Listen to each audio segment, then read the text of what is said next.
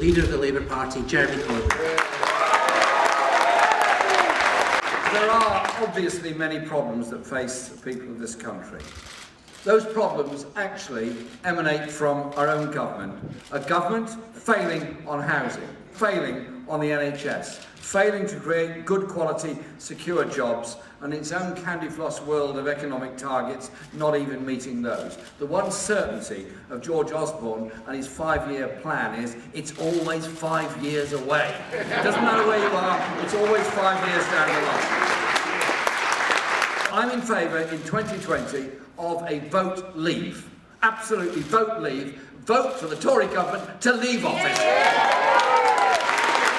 I thanked all those that tried to bring in a European-wide protection of the steel industry, but at every turn, it's the British Tory government that has opposed any anti-dumping measures and allowed it to continue and allowed our own steel industry to be so grievously damaged. One British industry that is absolutely thriving, and indeed they're promoting it all around the world.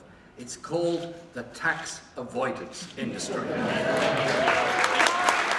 Quite disgraceful the way this government and Tory MPs have voted down proposals for country-by-country reporting of who the real beneficiaries of all this is. You cannot even begin to challenge the issues of climate change by one country alone.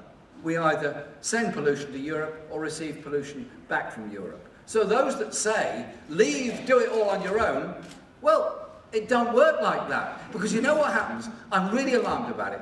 There's polluted air and there's polluted water that has no respect whatsoever for national borders. If we'd had a mayor for the last 8 years in London who was serious about air pollution, a lot more would have been done about it. Sadiq Khan, I'm very sure, is going to do a great deal about this to give us all cleaner air. This Tory government wants to repeal the Human Rights Act. There are many who want to leave the European Convention on Human Rights. At the end of the Second World War, the realization of the horrors of war led us to those international agreements. Human rights are not just a national concern, they have to be a universal concern. Do we work with people or do we walk away from people?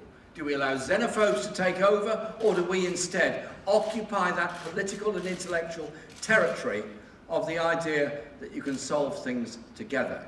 You can build an alliance that opposes austerity. You can build an alliance that guarantees and promotes better working rights. That's what makes our movement the force for good, the force for democracy, the force for the environment, and the force for peace in the world. Thank you very much.